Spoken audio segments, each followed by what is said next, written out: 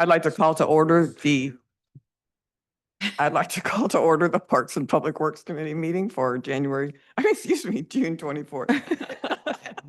I'm dreaming of cold weather. Sarah, can you call the roll? Yes, Jarrett. Here.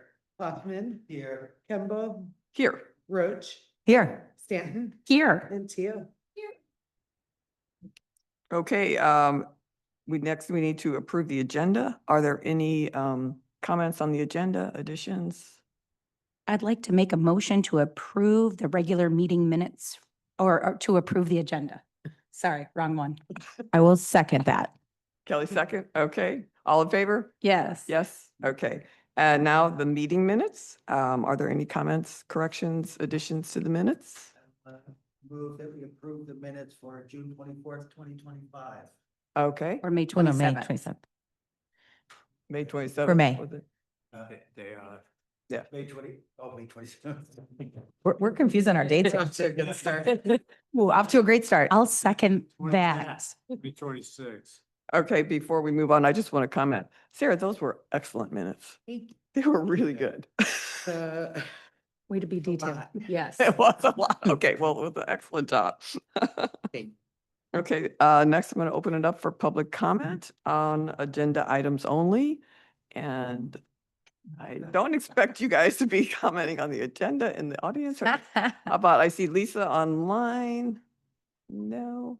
Okay, all right. I guess we're ready to move on to the discussion items. And the first item is the presentation on the Mount Bald Head erosion and vegetation. And I'm really excited to hear this. And Scott, do you Sure. want to tee it up? Yeah, please. Thank you.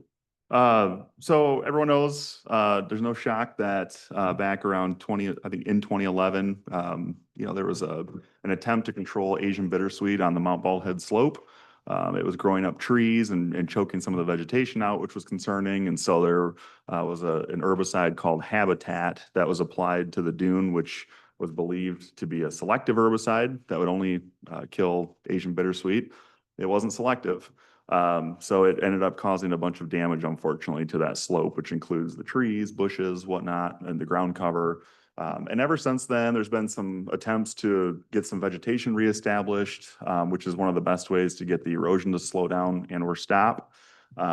There's been some success with those tree plantings, but there's also just that bare spot that's of concern on the slope that everyone can see from Lucy Street, climbing the steps. It's just apparent. And so really to get a good idea of what is it that we're looking at, consulted with the Allegan Conservation District, which Brian Talsma is here today.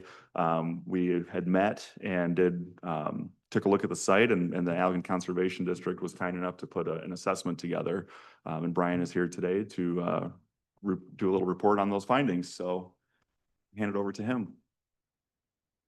So hopefully you had an opportunity to glance through this, but we did our assessment at the end of April. So some stuff wasn't leafed out yet, right? A lot of stuff was still in bud stage, but we were able to see that there's vegetation being reestablished. We were able to see some of the saplings, seedlings that were previously planted were still growing and were on the site, but in a dune system, those are growing pretty slowly.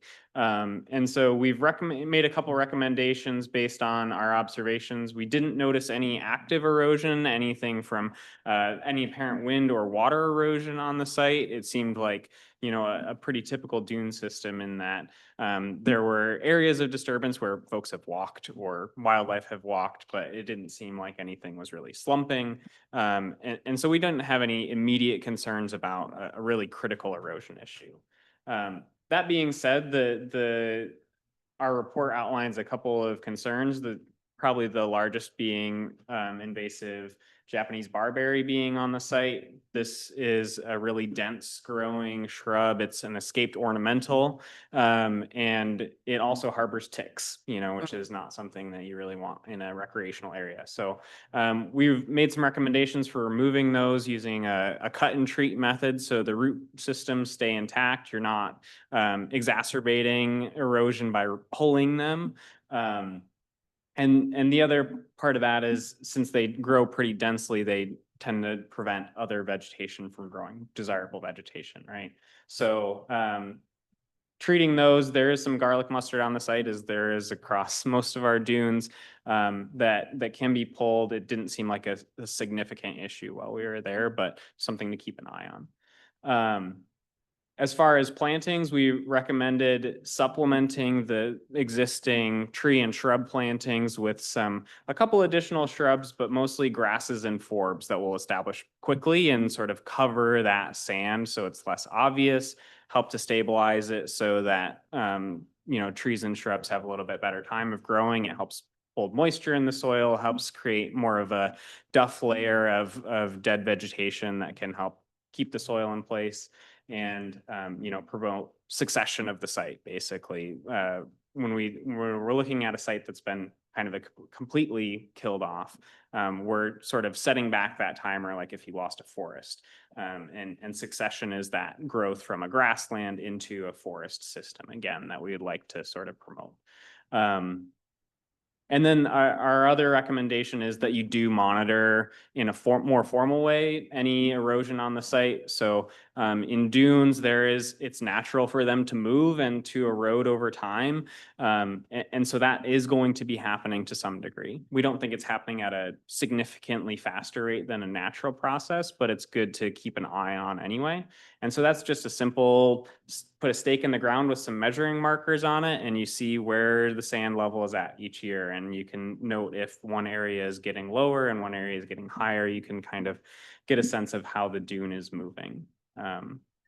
The other concern that I didn't mention is there is what appears to be a social trail. This could be a wildlife trail. It could be folks, walking off of the intended pathway.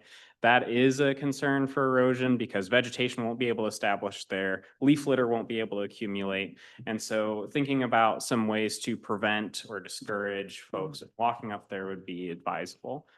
This can be done with, fencing in a really sort of industrial way, or it could even be like placing logs or planting shrubs that will grow more densely that people aren't going to walk through. So there are a couple ideas in there for you to consider. There are a couple attachments with recommended plant and seed suppliers that we've used for the things that we've recommended, and then a fuller list of plants for consideration if these aren't available. So happy to take any questions. Yeah.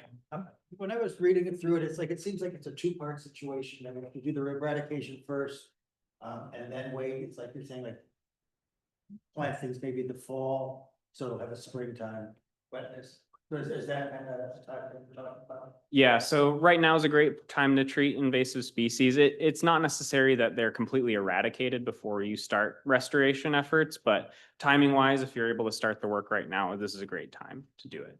And then planting in the fall is with seed anyway, as much, it's more, it's better for the seed to germinate. So you get a better, a fuller stock, I guess. I know that Lauren has expressed a concern before about the deer and that anything we plant promptly gets, mowed down. Mhm. Any comments on that? I was noticing, stuff growing, small stuff growing. So it's not completely being denuded by deer, but the plants we've recommended are generally deer resistant. They're pretty aggressive growers. They're aggressive natives. So they're not invasive, but they will hopefully colonize the area pretty fully. And I think that will help against the deer, regrowing basically as fast as they can be eaten. And some of them are less desirable species as well. So deer are less likely to eat them. I know that's not necessarily deterrent for your wonderful deer around here, but hopefully it helps. We have other. Yes. Yeah, We have and some so other if you have folks out there that are, planting the seed or removing invasive species, it would be easy enough to put, a cage around some of the smaller trees or something like that, or you can use even just small bud caps that cover the buds of white pine seedlings, for example, can help to promote their growth. Brian, the main trail that you indicated was a little bit of a concern with erosion. That's primarily along like the northeast side of that dune, the one that's it goes around the backside of the radar dome and then meanders back towards the parking lot, like in the pavilion area. Is that correct? Yeah. That's the only one that's really a concern at this point. Yeah. Okay. Brian, are you recommending, can we keep that trail and then just do some of these mitigation items that you talked about, whether it's like fencing, logs, shrubs? Or are So- you saying to get rid of that because that could further erosion issues? Is that a trail that folks are allowed to walk on or? I don't even think that's a human trail. I know people that use that trail. Have to walk, like you have to climb up over that retaining wall. Is that the intention? It's hard to say that. Yeah. That retaining wall's been there for a while, Yeah. but, I mean, it's certainly a pedestrian path, more so than just wildlife, so, but you know. The north side of the pavilion. Okay, yeah. On the north It's actually a great side? trail. It's fine. It's straight west of the pavilion, yeah, northwest of the pavilion. It goes straight out. It kind of hugs the north side of that dune and goes up. Oh. Good. It's a workout. It's fun. What's that? No, Is that the old- no, not fun no more. Nope. It's that not. far. It's over. Right in the Yes, football no field. more workout. So I didn't realize it was one that, folks were allowed to walk on. So if that's the case, then some sort of reinforcement along the side of the trail, if you want to keep that, would be beneficial. So, a small retaining wall or just some logs that are sort of buried in the sand to help reinforce it. Make it difficult. Not necessarily to make it difficult, but to prevent, right, the trail from sort of slumping down the slope as folks are walking on it. If you wanted to discourage folks from walking on it, that's absolutely up to you. And so that was where our recommendation came from, was thinking it's a social trail. People aren't supposed to be walking there, but if that's acceptable, then, some sort of reinforcement there would be helpful, I think. Maybe a starting point would be that's one of the spots that we start monitoring for erosion and Yeah. install one of those stakes and just see how much damage is being caused by that foot traffic. That might be a rational place to start. All right. The recommendations that you made, are those things that your organization is available to help with, or is that something we just need to work on our own? That's something that we would typically allow you to do on your own. We can, if you need some help with labor, we can definitely discuss it. Come to my yard. No. I have just a general comment for the group. Thank you so much. You and I have connected through the work that we did with the 8th graders, the Saugatuck Middle Schoolers that did environmental stewardship work in invasive species, and we started at Mount Baldy. So I know you were connected to that. And so we'll continue to do that. And so this could be a really cool project for the 8th graders in the fall. If, per your point, Brian, is that we do some, some invasive species control before then, and then, align whoever is going to be doing this work professionally. It could be very cool to pair some of the, the 8th grade group with them, so we know that it's being done properly. But it could be a really awesome community project. Same thing, but I also thought you should involve the community so they have an investment in it. Mhm. Some adults too. I'm like with the playground, where there was Yes. some investment in what we did, that, to work with the high school, but also. Yeah, so maybe we do it a 2 or 3 day thing. Just great. And Yeah. everybody like, you have an investment with it. I agree with you. So yeah, if we could lay that out for the fall, if that's the appropriate timing for that, we definitely have enough time right now. It's only June. So we could get, quotes from whoever we might be working with and figure out dates that might be suffice and get that out to the public. So.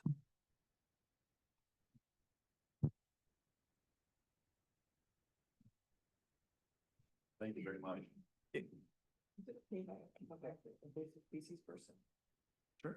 Oh, so I know Scott's talked to you before about we wanted to do like a comprehensive review of our invasive species, Yeah. just so we know how many we have.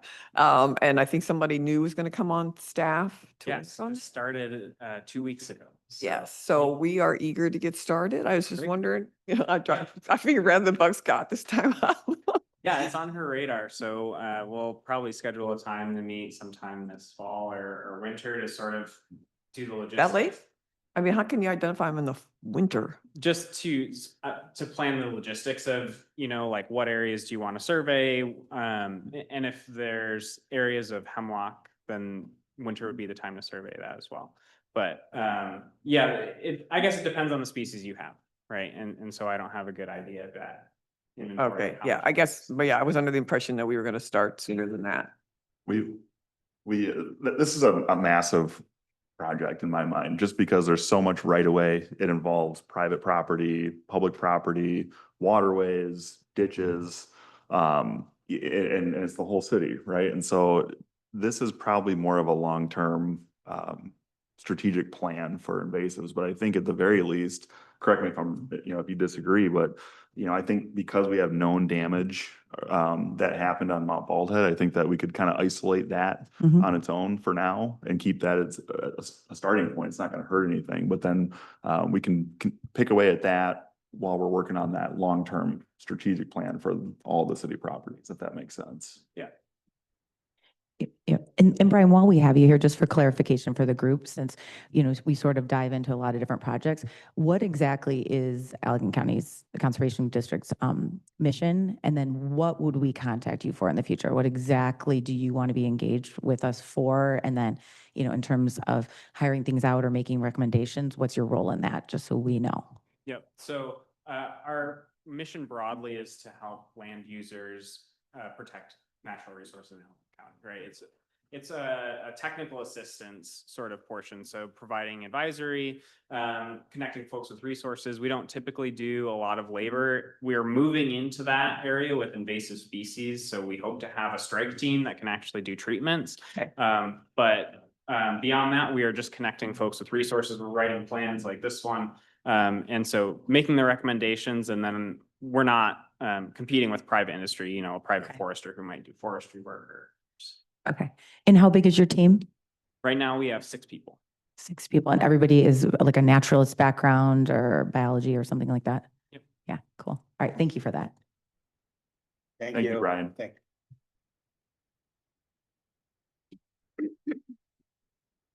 Yeah, just to make it clear, if, I think, like, it's awesome, it's great to have this information and kind of have it all compiled nicely for us and laid out. So I think what makes sense is to, city staff can move forward with getting some quotes for doing invasive species treatments based on the report that we've got. And then meanwhile, if anyone wants to, I think this group would be phenomenal candidates to maybe try to organize some sort of native planting project for the fall. Yep. And then meanwhile, in the background, we'll have the Allegan Conservation District staff working on kind of our citywide plan in the background. So to me, that seems like a huge win.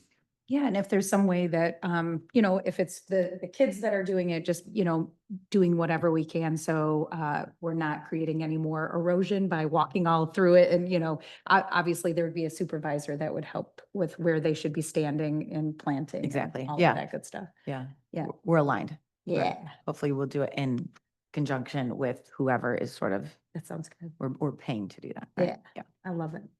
Great. Okay. All right, ready to move on to DPW update? Sure. Well, summer's here. So we've got, I just kind of want to thank you again, Brian. I just want to touch some high level points of some things that we've got going on at the moment. So, Mount Baldhead restrooms, those are still slated to be constructed this fall. We have the Maple Street rebuild that'll be taking place. It's really nicely taking shape and planned for next summer or spring, starting next spring, so next construction season.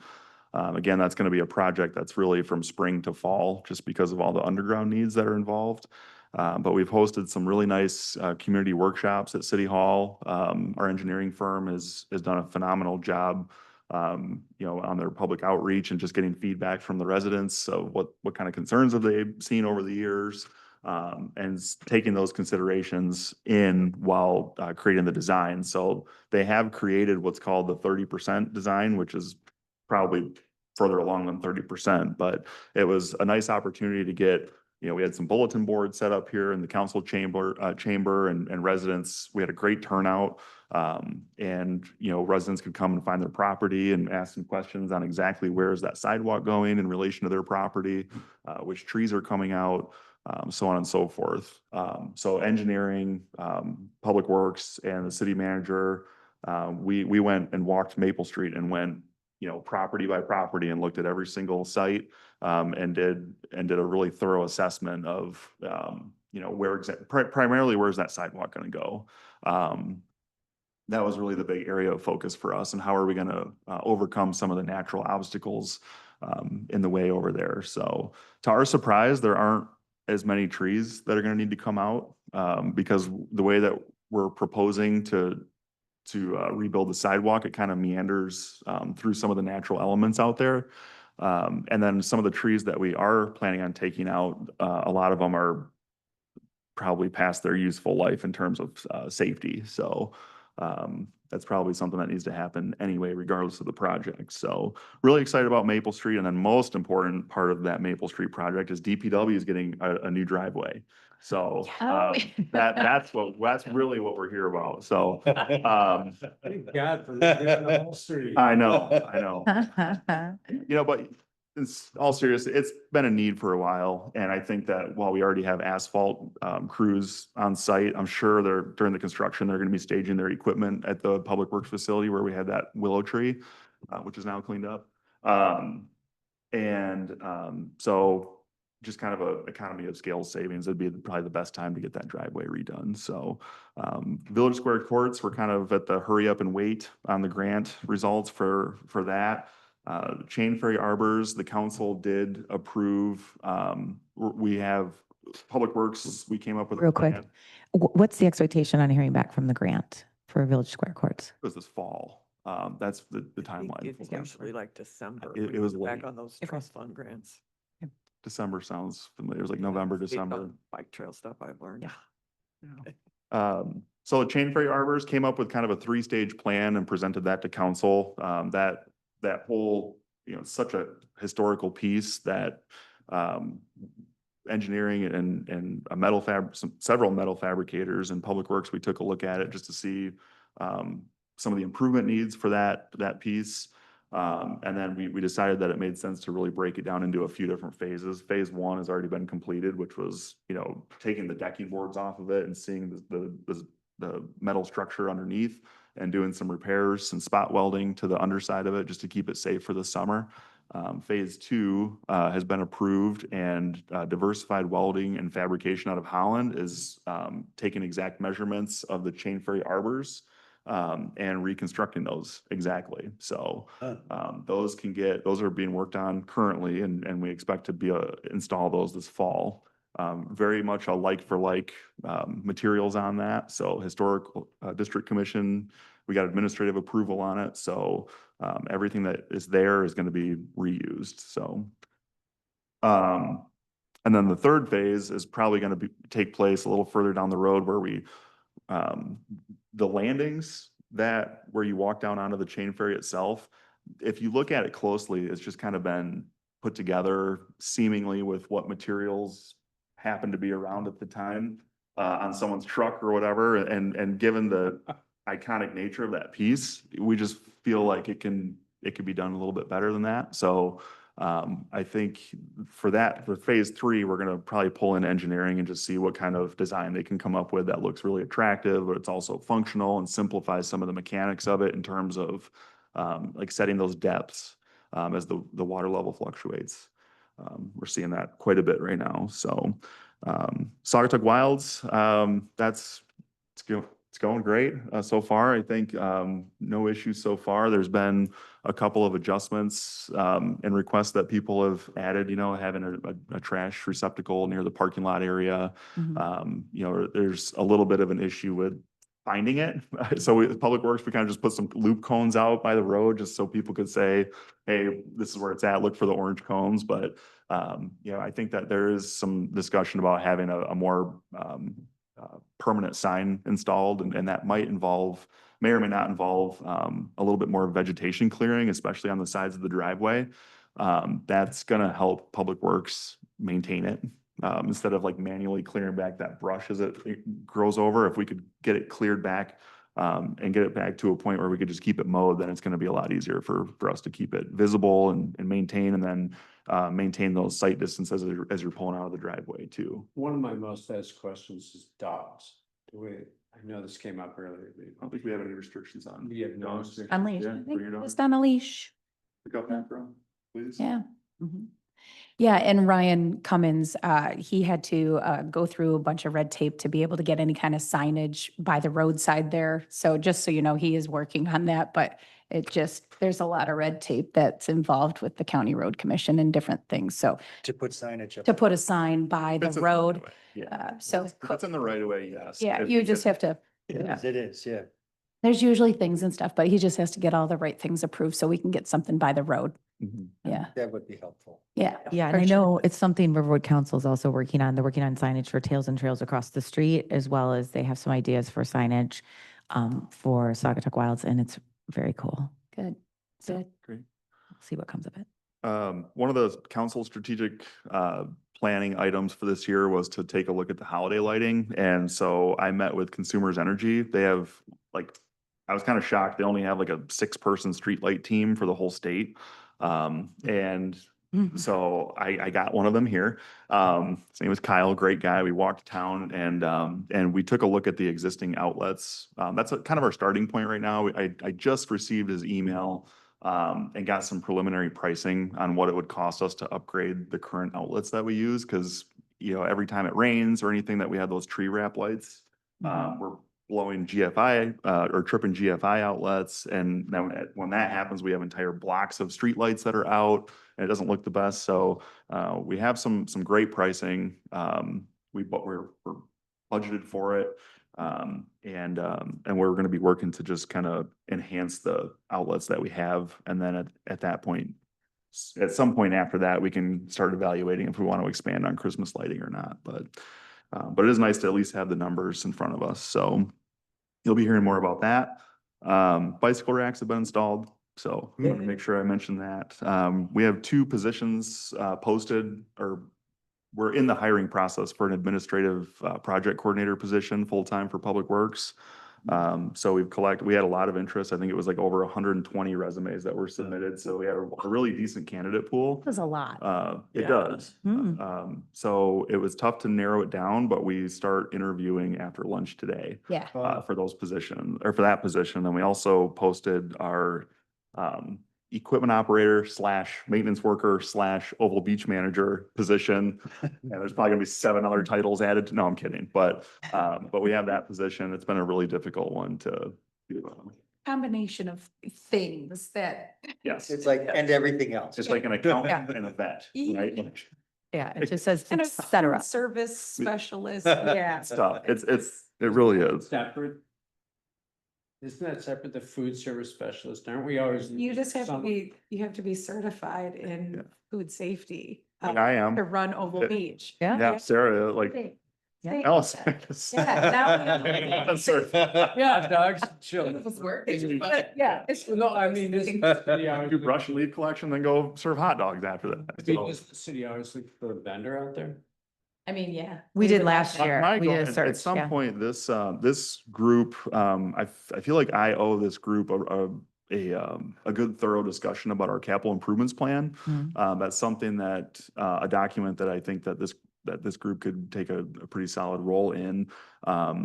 And you're going to hear more about that probably shortly after the summer. I can kind of tee that up and present it to everybody, but the way that it's going to be broken down, our engineering firm really takes the lead on a lot of our roads and underground utility needs. So our storm sewers, water mains, lead service lines, stuff like that. Where I think Public Works is going to take more of an active role in the more localized projects like our buildings, the roofs, water heaters in buildings, park needs that we have, deckings, Willow Park deck, those types of things, but actually get them on a plan and then have always have that kind of 5 to 6 year outlook Mhm. within, laid out in front of us, right? And Oval Beach it's certainly going to be one of the items on that localized capital improvements list, where, it's like the buildings out there, what we have, it works. It is dated. It is, is it really serving its intended? Are we maximizing the use of that building or can something else be done?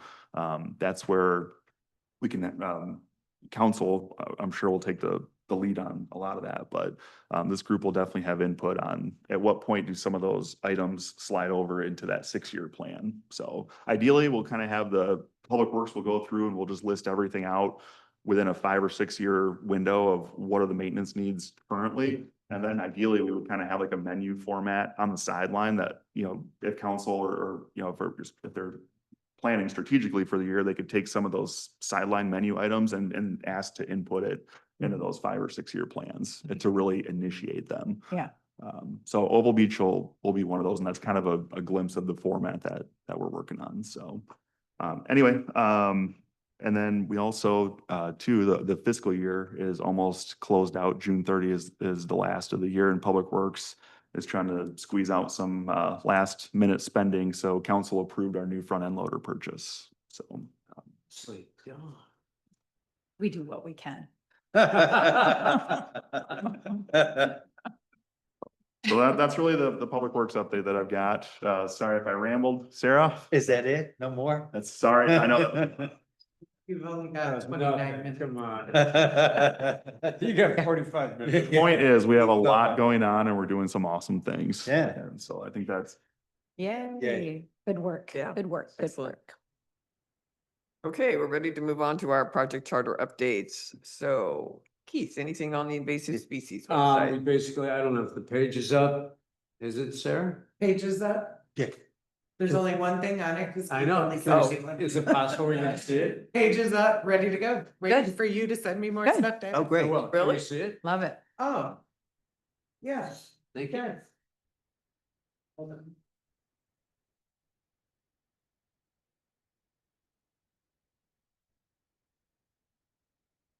Oh, sorry, no, I was going to your committee. It's on about, under invasive species, there is a link on the PPW page as well. Okay, But yeah, this is so far what it Perfect. is. look at Oh, that. that looks nice. Yay. Alright, Yay. Each one will be just a Here- different category. here's my up- That's My great. update is, actually, we've had a lot of homework done for us. Thank you, Nancy. You did a lot, made a big list. And then the Allegan County Conservation District just hit the ball out of the park with what they did, and I can utilize their stuff. Yeah, We just put a bunch of links on there too, and I think, it'll utilize itself, and then we'll just promote it. Mhm. Every once in a while, the city can put out an email. You know, just say, hey, this is what's happening. I thought it was interesting that, you know, the Allegan County or Allegan Conservation emphasized the Japanese barberry Mhm. as a problem, which I think most people don't realize that that's invasive. And you know, you can still buy that in any, you know, nursery or wherever you go, which is just makes me crazy. But I think it'd be good. Yeah, it'll be great to get that information out there, you know, so people can really be educated and aware and stop buying it. It's really interesting over the years. The more you get introduced to different invasive species, like you're kind of blind to them until you know what they are. Oh, And then once you know what they are, you see them. yeah, Asian Purple bittersweet loosestrife, is it's like, Asian bittersweet is just everywhere this year. It's just like a snake growing out of places and it makes me crazy, like you said, every time I see it. It'd be good to, you know, I think ultimately with the Allegan Conservation District doing some of the, you know, we already have a lot on file as far as mapping stuff out. We had a previous employee, I think Kate White, that spent some time with me out in the field, kind of mapping some of these areas out already. So we do have a jump start to provide that. So they're not starting from scratch, but I think it'll be really nice to kind of see what's going on out there in an organized way, and then eventually be able to provide council with some sort of an idea of like a budgetary figure that would be needed to actually attack it. And they'll probably have to be phased, Mhm. which it's such a big project. Okay, so Pocket Prairies. And yeah, Sarah, can you go ahead and Yeah. put up all the things that I sent you? I go crazy, you know? So these are just my notes, basically. So, you know, so far our pilot project has been Peterson Preserve. So I've spent many hours working on that. And I just, you know, made some quick notes, you know, the irrigation had been initiated, which is really helpful. Yeah. You know, the weeds have been removed, and I put mostly because then when I went back and looked again, you'll be surprised to know there were some Oh, more. yeah. So we're still in the process of working on that, but we got mulch applied and then put in a lot of additional plants. So I basically, do you want to pull up my little chart with all the plants? So Yeah.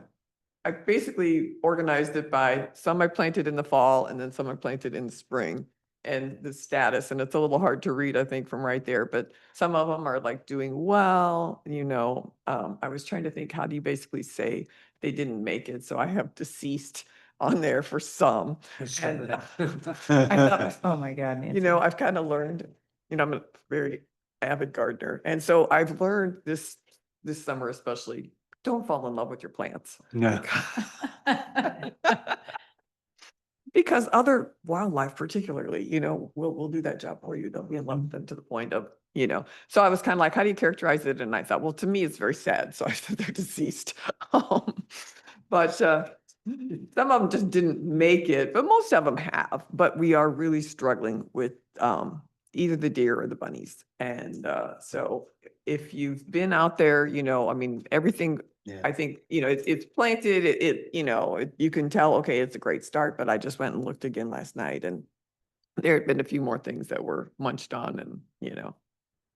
So I'm going to go out there with my liquid fence, which is a deer repellent, and try some of that. But then usually, every time it rains or really gets irrigated, it has a tendency to wash it off. So I'm Mhm. not sure how we're going to deal with that. Once you can get these plants really established, then and if they're thick enough too, the deer, don't seem to go in as much. But right now, it's just set up like a buffet table, so here's a plant and it's all mulched around it. So anyway, but um, I'm optimistic, that we're going to get there and it's going to look like something.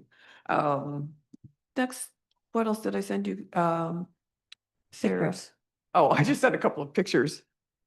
Yeah, exactly. There we go. Is it possible to shrink it? You have your own staff out there? Is that somebody that I see? So this is my daughter, yes, and basically it's my family. So it's my daughter-in-law helped me in the fall, so that's what it looked like. When we first put things in the fall, she's got a lightweight wheelbarrow that we haul over there to move the mulch around. And then just last weekend, I was there weeding, checking on things, and my granddaughter helped, so I couldn't resist, putting that in. Nice. I thought it was kind of cute. How many kids you got? No, Now, where do we go from here? Scott and I talked about, before we leave Preacher Preserve, I wanted to make a couple more comments. Can you pull up those pictures, Sarah? This was just from yesterday. Oh. Can you see? Yeah. Here again, my daughter-in-law always takes her morning walk and goes by the preserve. And lo and behold, there's a snapper making a nest in our. Oh, how cool. In the garden. And So rude. I went and Big. checked last night. She actually had not damaged any of the plants. That's awesome. Because I put newspaper down, before we put the mulch on to try to keep some of the weeds down, and she just ripped, Yeah. she ripped right through that newspaper. But I just thought that was kind of fun. And the other thing that I wanted to say though is the preserve itself just very recently is losing all of its water. And Oh, it kind of does this in the summer, where it'll get a little bit low, but if you go out there right now, it really looks more like a muck pit than it Mm. does, Why, when I do you know why that is that? I don't know because it's only really, it started kind of last year really doing this. And this year it seems like it's worse. We get a rain, it'll come back. But if it does, so I don't know that if it's natural or if something is, pulling water comes- out. It starts all the way up at It's actually spring. Goshorn Lake. Yeah, it's spring fed from Goshorn Lake. And last year when it did this, I kind of went and tried to follow the creek to see if I could tell, if there was somebody that was pulling water out or something. And I couldn't really establish that. It seemed like it was kind of low water level. So if it comes far as I followed it. directly from Goshorn Lake and meanders down, Goshorn Lake residents can pull water out of the lake to water their lawns. Yeah. So, and maybe that's what it is. And so I was Googling a little bit and I found an article, actually this was after we talked, Scott, that the gentleman, the couple that always ran Clearbrook, and they're still involved, they had issues with, with the creek before. And so he seemed to be very knowledgeable about it. So anyway, I've got to call into him just to see if, he can give me any information on what they're seeing with it. So I'm sure if we do get some rain in the next few days, it will kind of fill back up. But right now, it's not really It's appealing to super look at. dry out there too. Yeah. So that's just, what's going on with the preserve itself. But anyway, I asked, or I took this picture of the sign because, well, Scott and I were talking about, well, now where can we go with other, pocket prairies? And it's tough to figure out where in town we could put one. I mean, I kind of walked around and tried to look. I was walking around too, and I thought, I went over to like Wicks Park and I thought, we have a sculpture there, we have signage there. Why can't we take a corner or a small area that's not gonna be in the middle where you have people doing music? Same over here, Coughlin, there are areas that we can take a portion of that's not going to, inhibit any entertainment or people. I mean, I think it would enhance it in saying, okay, this is what's natural to Michigan, what's natural to our area. And I don't know if that would be feasible. I mean, I don't know why not. And when I walked around, like I kind of came up with, Coughlin Park has that drainage area that is, well, let's just say not mowed. And I thought, well, maybe something that was adjacent to that, so that it wouldn't be like, I know people go there to watch the fireworks and we have festivals. So, I was mindful of all of those things. I don't want to disrupt, the activities that the parks are used for. Lauren, I don't know if you have any thoughts. I mean, I just don't want, it's really up to Scott where, it would make sense, for mowing Yeah, purposes and making sure we're not, yeah.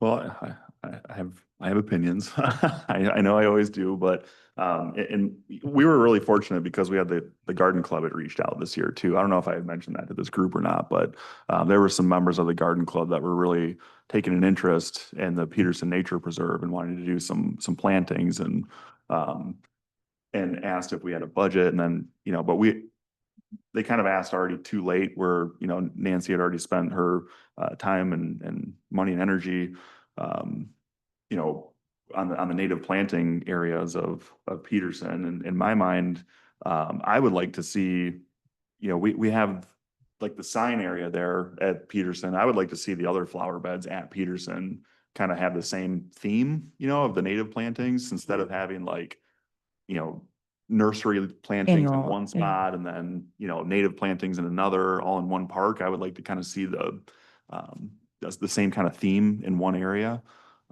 So I did task, but the garden club was very understanding of it. I think we still have a plan, to expand the native plantings in those additional flower beds at Peterson. And then, some of the garden club members are open to looking at other areas of town for more of those nursery type plantings again. So, but as far as native plantings go, I'd just like to see, the Peterson Nature Preserve finished before moving on to something else. That's just my opinion. Well, I put this picture in, or, asked for Sarah to put this in. I took the picture of the sign. I think several years ago, the garden club did plant flowers there. And of course, they were annuals and they all passed away except the Dusty Miller. And so that's all Dusty Miller there. That gets a fair amount of sun, and I think we can do something with that. If you can go to the next picture then, Sarah. That is one of the beds with the service berries in it. Those trees actually, bloomed beautifully, but it is shady there. So that makes it a lot harder to put, like a standard, pollinator plant. But there are things that will grow. So I basically was going to just kind of scratch my head and see if I could come up with some ideas. And then I thought I could try to reach out to the garden club to see if they wanted to be involved, because it is a lot of work, to do all this. But I don't really want to put a bunch of, geraniums in there.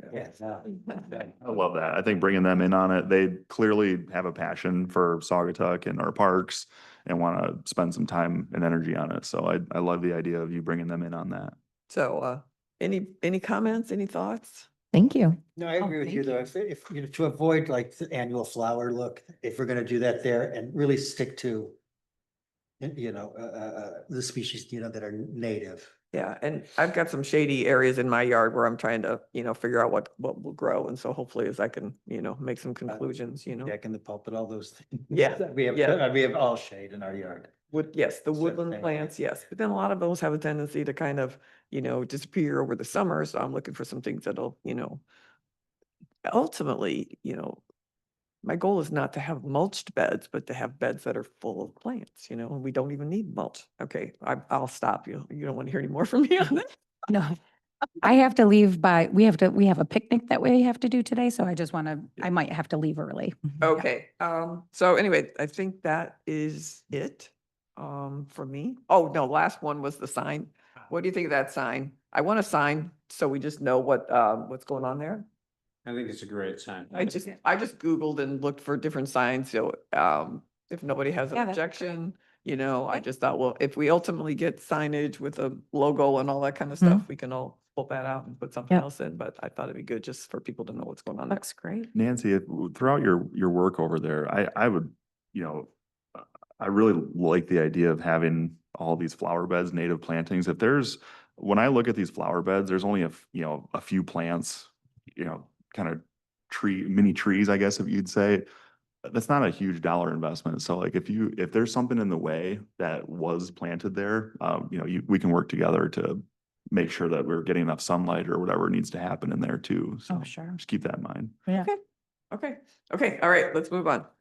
So next thing on the agenda would be the playground spinner. Any update on that? Judy, did you do anything with that? Well, I think last time, when I went over the findings after taking a look at what, Sinclair had provided to me in terms of parameters, Scott, I think you said you were gonna potentially be able to provide that aerial view so that we could better hone in on what might be a good area based on the ones that we talked about last time. Yeah, I don't have that yet. So, but yeah, you're right. I will, And did you say Sinclair might be able to do that for us? I'm sure. Yeah, that'd be awesome. Yeah. Yeah. It probably won't be, just to say it, it probably won't be exactly to scale, but it will give us a very general idea of Mhm. what it will look like and where. So, Yeah. yeah. Great. Okay, streetscaping. I don't have anything new to report, but as it relates, the city council will be within the next month forming a parking committee. So that might find some different ideas on, our outdoor eating spaces and, dealing with, some of the parking that's going on. And it might be relating to, some of what we might look towards as far as streetscaping. But yeah, the parking committee is gonna be a big one. Nothing like another round of controversy to keep it going. Everybody loves that. So, yeah, so we'll tackle that as well. So that will relate to that. And then this is just a little nugget just to give you guys some positivity. I can't say where, but we may be getting some funding for a fire pit in our streetscaping. So it's a warming stations, fire pit type of thing. We can't reveal that yet, but that might be coming. Yes. So sooner or later. Speaking of. So it's really exciting. That is exciting. Yeah. Okay, moving along, dark sky research, Judy. Yeah, so I mean, I didn't submit anything for the packet this time, but I've been a little bit all over the place with it and have been looking into a lot of things. So I did meet with a couple of interested community members who, have kind of been prioritizing this topic. And I got a lot of history from Chris Clark, who had initially approached council to, what did he do? He proposed a proclamation to officially designate Dark Sky Week to the community, really just to promote awareness. So that proclamation I got a hold of, as well as a video of the presentation where he approached council, and really we could take it off the shelf and use that again. But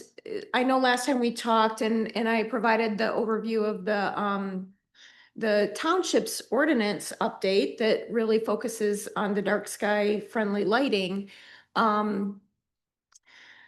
We talked about the fact that that may be a little more difficult to get through near term. We might want to look at what the roadmap that the township did to achieve what they did. But that our focus really right now might be better served to just start providing some information to the public, which great.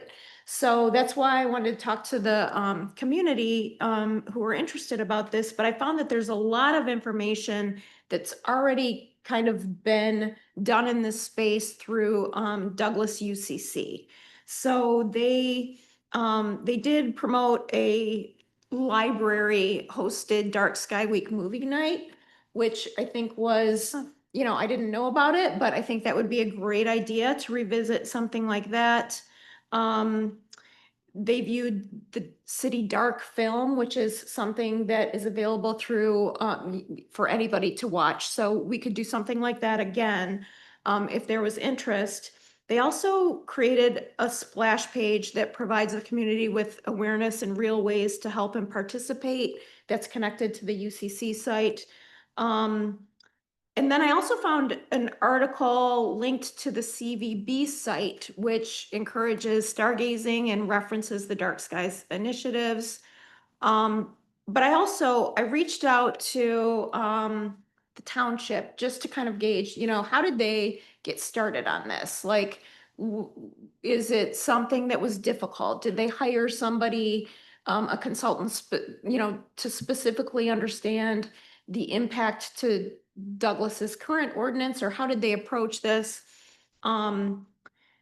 And they said that their roadmap was basically that they wanted to first determine, is there interest from council? Is it part of the priorities? And I think we've already established that that was listed as a priority from our city council.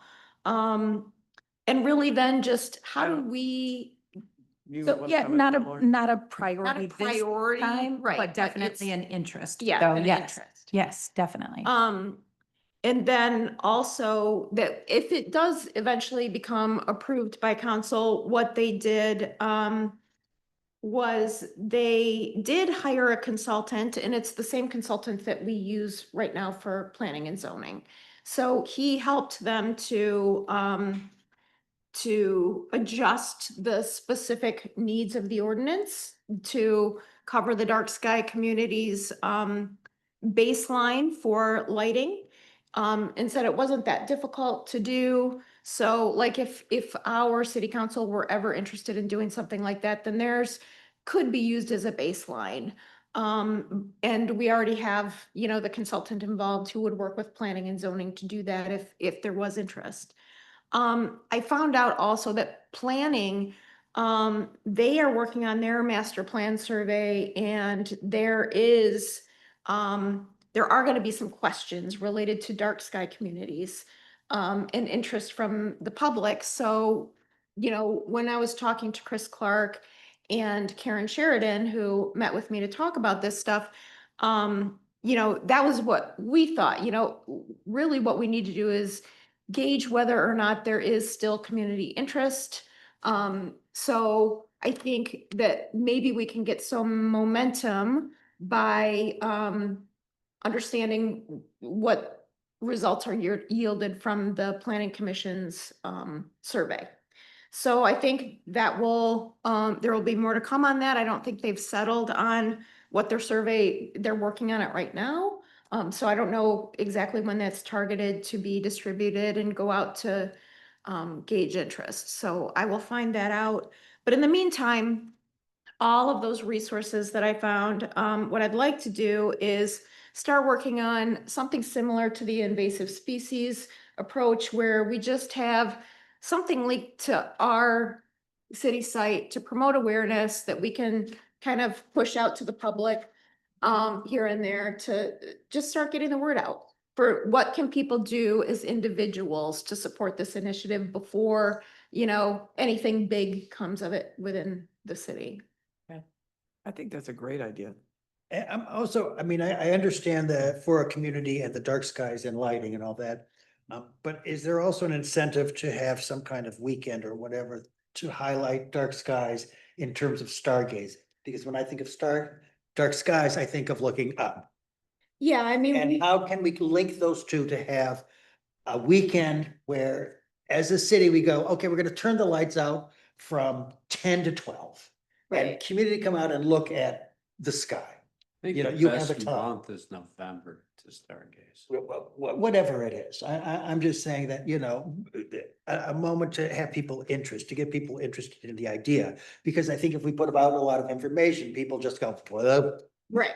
yeah, Oh. I don't get what this is. But if we have something that piques someone's interest and we can have a community involved and tourists involved and say, we're gonna look up, you know, whatever weekend. Brian, While that's you it. say it's November, I think it might be better in the summer when we have a lot of people here. Yeah, Brian, that's a great idea because I know Lisa Mize is online and they've been working on shoulder season ideas. And if November happens to be a really great time of year to do that, that would be a fun thing to say, hey, we're all turning the lights off on the weekend of November, blah. And it's all to stargaze and, you know, it would just be something to promote and Yeah. make it happen. Just someone to put it in somebody's, put it in the city's ear, Yeah, that this is something that's important and we look at. that could be fun. And it's something that's fun instead of just, you know, Yeah. information. Like maybe we designate, you know, somewhere to be at a certain time Oh, to, yeah. you know, that the community could attend and it could be on the CVB's website as well and, you know, something to kind of draw Just tourists to in. link the information with something that's an Yeah. active participation. I like Yeah. that. Yeah, I like it. a Love lot. it. By the fire. Yeah. pit. And Yeah. also, I also found that Douglas, they're working on their master plan right now. They included an objective to amend their lighting ordinance to align with the dark skies lighting as well. So they've already done that. So, you know, as far as the tri-community, everybody's sort of looking at this. So There's momentum. yes, there is. Excellent. If I may, just a quick update on, so it's related to dark skies, the street light on Spear Street and the shield that council discussed, if I can. Yes. So like I said, I met with Kyle from Consumer Streetlight Team, and while we were looking at the outlets together, I was like, hey, there's something else I want to talk to you about. And he's like, dark skies? Like we hear it all the time. So I'm like, yeah, can we talk about that? So Consumers has a lot of experience with a lot of municipalities that have reached out and expressed interest in this stuff, and they've really seen it all. It just kind of depends on you know, what that municipality is interested in doing. But he said it's just worth considering. It's always kind of a trade-off between like safety issues and dark sky, which we would expect. And so I'm like, well, in that case, would it make sense to kind of, you know, if we wanted to do something, would it make sense to kind of have it done by zone in the city, where like maybe the business district downtown is not really a participant in that, but maybe up in the residential areas where people would be more likely to, you know, maybe that makes sense. But just food for thought, that was kind of a trade-off. Apparently, he gave me an example that there was a municipality that really wanted to go, they wanted all the streetlights out of there completely. So they had all these streetlights removed entirely, and then people were really upset about it. And emergency services had a hard time finding like property addresses and whatnot. And so then they're like, wait, just kidding, we want the streetlights back. And so they spent a ton of money just kind of deciding what it is. So I love, for what it's worth, that they've really seen it all. But maybe you know, I could probably keep having conversations with them too. If we refine any sort of plan, we could always run it by them and just say like, hey, you know, would you, based on other things that you've seen, do you anticipate any issues with this or whatever? But back to the street light. I know that council approved the decommissioning of the street light up at Spear Street. And apparently there was a miscommunication on Consumers team.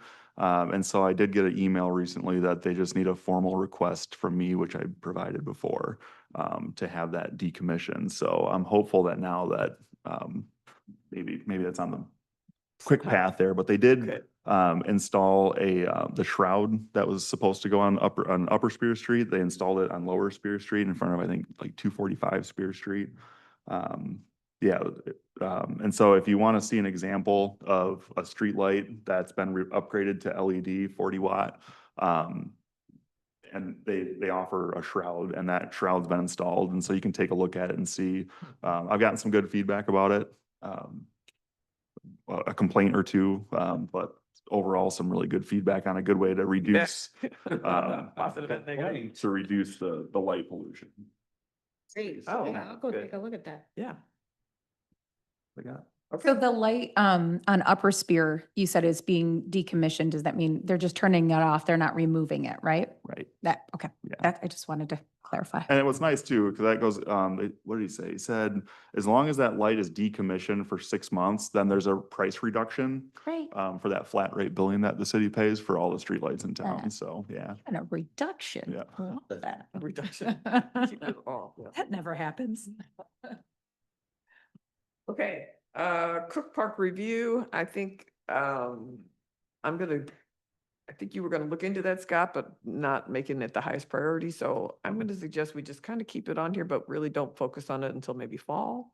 Does that sound like a plan? That sounds like a plan. Okay, all right, with that, that brings us basically to any public comment, which could be on anything agenda or non-agenda. And Does Lisa have anything to add? She's the only one that might want a public comment. and Looks like a no. No? Okay. if that doesn't know. So I didn't see any correspondence. And so now it's just up to us for committee member closing comments. So Judy, you want to start?